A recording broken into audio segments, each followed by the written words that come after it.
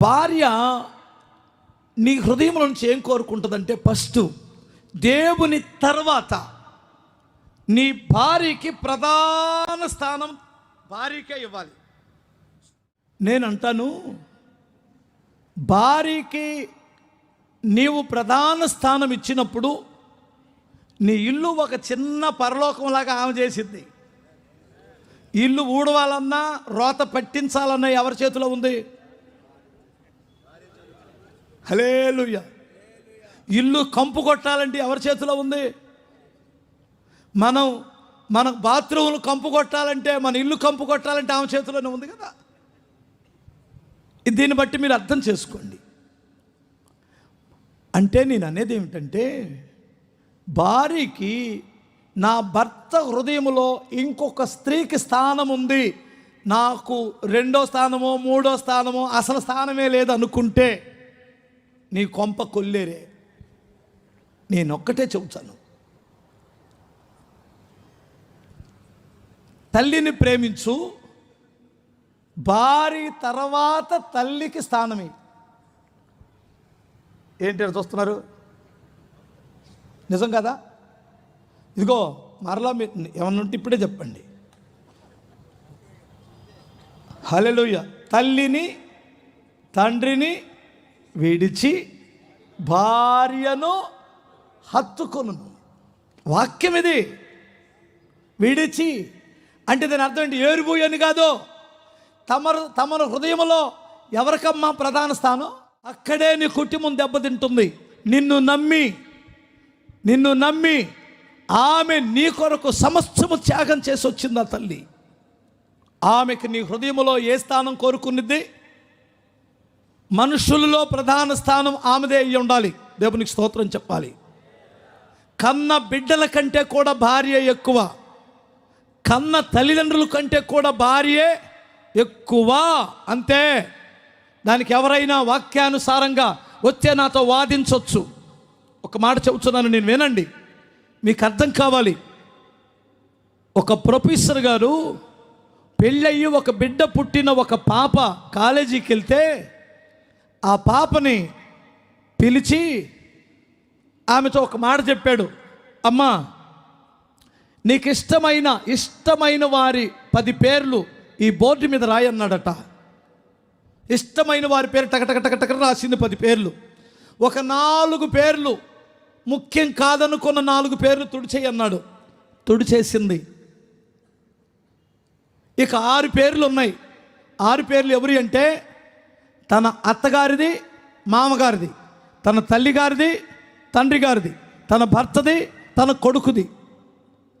ఇందులో 2 పేర్లు తుడిచేయమ్మా అన్నాడు. మొట్టమొదటిగా 2 పేర్లు తుడవాలంటే 6 పేర్లలో అమ్మా నాన్న తుడిపిద్దా, అత్తమామ తుడిపిద్దా?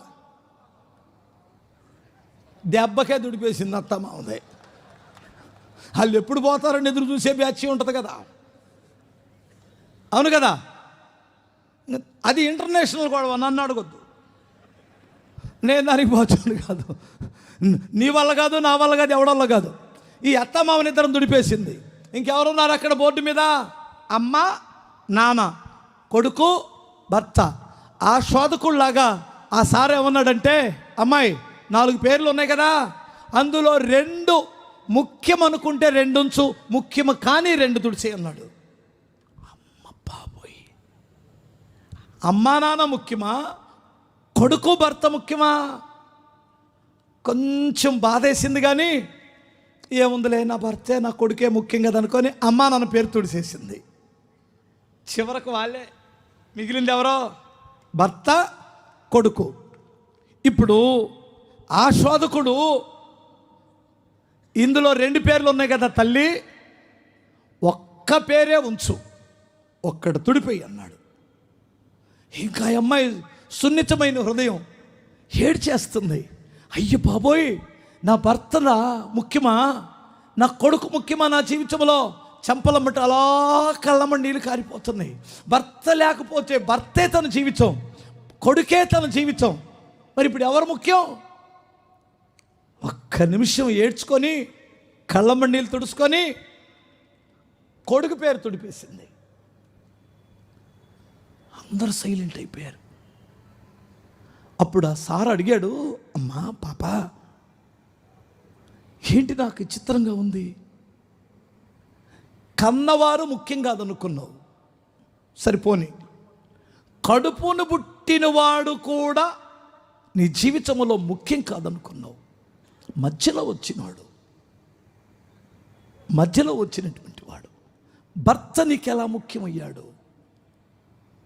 అని అడిగాడు. అప్పుడు ఆ అమ్మాయి చెప్పిన మాట ఏమిటి, సార్ మా అమ్మ నాన్న నన్ను ఒక 25 ఏళ్ళు పెంచి ఒక ఐ చేతులు పెట్టారు.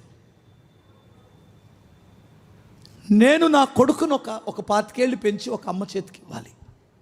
వాళ్ళు తిప్పలాలు పడతారు, ఏ ఊరు వెళ్తారో ఎక్కడ బతుకుతారో, అయిపోయింది. కష్టమైన, సుఖమైన, వ్యాధి అయినా, బాధ అయినా, ఏ స్థితిలోనైనా నన్ను విడిచిపెట్టకుండా నన్ను హత్తుకొని నా కొరకే తన జీవితాన్ని త్యాగం చేసుకున్నవాడు ఎవడైనా ఉన్నాడంటే అతడు నా భర్తే కదా.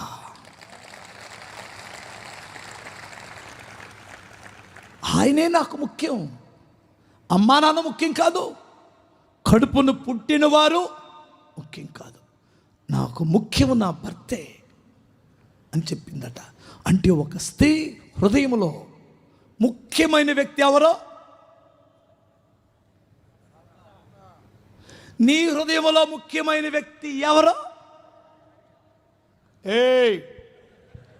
తేడాలు రాకుండా ఇంకొట్టో ముఖ్యమైన మనిషి ఆమెనా నీ జీవితంలో? ఇప్పటి వరకు నీ జీవితంలోనికి ఎవరు రాలేదా?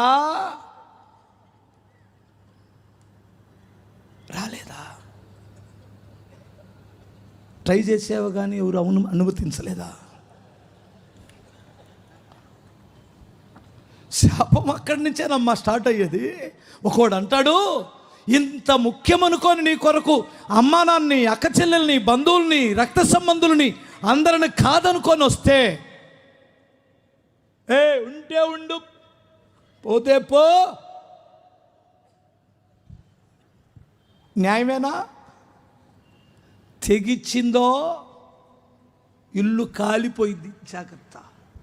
దేవుడు నీ ఇంటికి వెలుగుగా ఇచ్చాడు. దేవుడు ఆ బిడ్డని నీ హృదయంలో వేరొక స్త్రీకి స్థానం ఉందంటే ఆమె నిజంగా చెప్పాలంటే, మన హైందవ భాషలో చెప్పాలంటే ఆది పరాశక్తి అయిపోయిందంట. అవుట్ నీ జీవితం. ఏమనుకోమాక ఈ మాట వాడానని.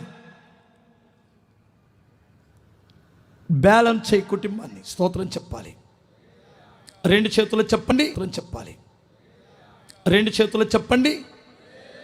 ఆమె కోరుకుంటున్న దాన్ని నేను చెబుతున్నాను. ఆమె హృదయములో, నీ హృదయములో ఆమెకి ఏ స్థానం ఉండాలి?